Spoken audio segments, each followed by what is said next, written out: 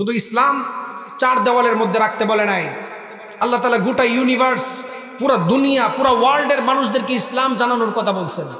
আর আপনি মিয়া মুসলমান প্রথম কাতারে নামাজ পড়েন, যখন সুদের কথা বলা হয় আপনি বাধা দেন, যখন ঘুষের কথা বলা হয় সমাজ থেকে ঘুষকে উঠায় দিতে হবে, আপনি মসজিদ থেকে বের হয়ে ঘুষকে এস্টাবলিশ করেন।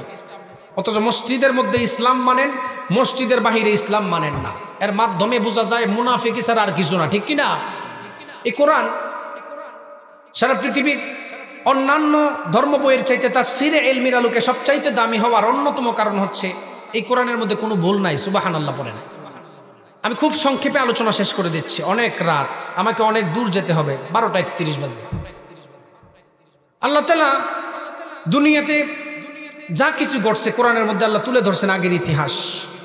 একটা তথ্য দিয়ে যায়, এটা শুনেন, শোনার পরে আপনারা বুঝতে পারবেন কোরআনে কোনো ভুল নাই। অধিকাংশ মানুষ কোরআনে ভুল ধরার জন্য, ইসলামে ভুল ধরার জন্য চেষ্টা করেছেন। ফেরাউনের নাম আপনারা শুনছেন? ফেরাউন কোরআনুল কারীমের 144 সূরার মধ্যে 114টা সূরার মধ্যে প্রায় 44টা সূরায় ফেরাউনের কথা আল্লাহ বলছেন। 532 আয়াতে ফেরাউনের কথা আল্লাহ বলছেন। এই ফেরাউনের কথা শোনার পরে বড় বড় বিজ্ঞানীরা, সায়েন্টিস্টরা চিন্তা করছেন ফেরাউনের কথা আল্লাহ তাআলা এতবার কোরআনে বলছেন, এ নাকি পানিতে পড়ে মারা গেছে। আপনারা জানেন, ফ্রান্সের প্রফেসর মরিস বুকাইলির ইতিহাস ভালো করে জানেন। উনি এই তথ্য পাওয়ার পরে ফেরাউনের কথা 44 সূরায় কেন বলল, 532 আয়াতে কেন বলল, 3116 বছর পর ফেরাউনের লাশ কেন খুঁজে পাইল, এর ভিতরে এটা ঢুকছে। অবশ্যই কোরআনে ভুল আছে, এ চ্যালেঞ্জ করছে। আপনি জানলে অবাক হবেন, এই প্রফেসর ডক্টর মরিস বুকাইলি কোরআনকে কয়েক ভাষায় ট্রান্সলেট করার পরে ভুল ধরতে পারেন নাই, নিজেই ইসলামের ছায়া তলে চলে আসছেন। সুবহানাল্লাহ। কোরআনের আদর্শ যাদের ভিতরে থাকবে, তাদের আদর্শ দেখে মানুষ মুসলমান হবে। কোরআনের আদর্শ দেখেই মানুষ মুসলমান হবে, যেটা অন্য কোনো কিতাবের মধ্যেই আদর্শ নাই, ঠিক কিনা বলেন? পৃথিবীতে কেউ বলতে পারবে না অন্য কিতাব পড়ে সে ইসলাম ধর্ম থেকে বের হয়ে গেছে। কিন্তু ইহুদি খ্রিস্টান কোরআন রিসার্চ করছেন, নবীর আদর্শ দেখছেন, দেখার সাথে সাথে ইসলাম ধর্ম গ্রহণ করেছেন। একটা হাদিস বলি, আলোচনা শেষ করে দিব। রাসূল সাল্লাল্লাহু আলাইহি ওয়াসাল্লাম সাহাবায়ে কেরামদেরকে নিয়ে বসা। এমন সময় একজন আনসারী সাহাবী হাজির হয়ে যায়। আনসারী সাহাবী আমার নবীকে বলল, ইয়া রাসূলুল্লাহ, আমার তো অভাব অনটন লেগে রয়েছে, আপনি আমাকে কিছু টাকা পয়সা কর্জ দিন, আমাকে কিছু পয়সা ঋণ দিন। আপনি জানলে অবাক হবেন, আল্লাহর নবীর কাছে কোনো টাকা পয়সা ছিল না। আল্লাহর নবীর কাছে কোনো টাকা পয়সা ছিল না। নবী ডান দিকে তাকালেন, কোনো সাহাবায়ে কেরাম কথা বলেন নাই। বাম দিকে তাকানোর পরে আল্লাহর নবীর সাহাবীরা কোনো কথা বলেন নাই, অর্থাৎ কারোর কাছে কোনো টাকা পয়সা নাই। আপনি জানলে অবাক হবেন, ওই জমানার সবচাইতে বড় ইহুদি পণ্ডিত ধনী মানুষ আল্লাহর নবীর দরবারে হাজির হয়ে গেল। আমার নবীকে বলল, নবী মুহাম্মদ, আমার থেকে আপনি টাকা ঋণ নেন, ঋণ নিয়ে আপনার সাহাবায়ে কেরামদেরকে জরুরত পূর্ণ করেন, অমুক মাসের অমুক তারিখ দিবেন, আপনার সঙ্গে চুক্তি হলো। আমার নবী ইহুদির থেকে টাকা নিয়ে সাহাবায়ে কেরামদেরকে ঋণ দিলেন, সাহাবায়ে কেরামদের জরুরত পূর্ণ করলেন। আমার নবীর সঙ্গে ইহুদির একটা চুক্তি হয়েছিল, অমুক মাসের অমুক তারিখে তোমরা টাকা নিবা। আপনি জানলে অবাক হবেন, আল্লাহর নবী একটা সফরে বের হবেন। এমন সময় ইহুদি ব্যক্তি আল্লাহর নবীর দরবারে হাজির হয়ে যায়।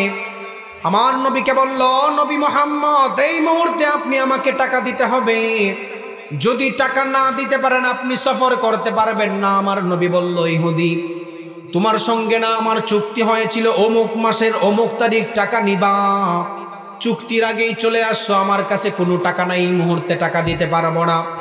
আল্লাহর নবীকে ইহুদি বসালেন, ও নবী, আপনি সফর করতে পারবেন না যতক্ষণ পর্যন্ত টাকা না দিবেন। যোহরের সময় আল্লাহর নবীকে ময়দানের মধ্যে বসানো। যোহরের নামাজ যখন শেষ হয়ে যায়, আসরের আজান দেওয়ার সময় ইহুদি বলল, ও নবী মুহাম্মদ, যোহর থেকে আসর পর্যন্ত বসায় রাখছি, তোমাকে আমি ছাড়বো না যতক্ষণ পর্যন্ত টাকা না দিবে। এই কথা বলে আমার নবীর ঘাড়ের মধ্যে চাদর ছিল, ঘাড়ের চাদরের ধরে টান দিল। আমার নবীর ঘাড়ের মধ্যে বিরাট একটা রক্তের দাগ লেগে গিয়েছেন। আমার নবীর রাগান্বিত হন নাই, আসর পর্যন্ত সেখানে বসে রইলেন, কোনো কথা বলেন না। সাহাবায়ে কেরাম আমার নবীকে বলল, ইয়া রাসূলুল্লাহ, আপনি আমাদেরকে অনুমতি দিন ইহুদির সঙ্গে আমরা ফয়সালা করি। ইহুদি তো আপনার সঙ্গে খারাপ আচরণ করেছে, বেয়াদবি করেছে, তার একটা ফয়সালা করার দরকার। আমার নবী ইহুদির সঙ্গে কোনো খারাপ ব্যবহার করেন নাই। মাগরিবের জামাত যখন হয়ে গেল, ইশারের জামাত হয়ে গেল, আল্লাহর নবী সেখানে বসে রইলেন। ইহুদি বলল, নবী মুহাম্মদ, আপনি যতক্ষণ পর্যন্ত টাকা না দিবেন, তাহাজ্জুদ পড়তে পারেন, ফজর নামাজ পড়তে পারেন, আপনাকে ছাড়া হবে না। ঘটনাক্রমে ফজর পর্যন্ত আমার নবী সেখানে বসে রইলেন, ইহুদির সঙ্গে কোনো খারাপ ব্যবহার করলেন না, ফজরের জামাত সেখানে পড়লেন। সুবহানাল্লাহ। যোহর থেকে ফজর পর্যন্ত বসা, কোনো খারাপ ব্যবহার করে নাই।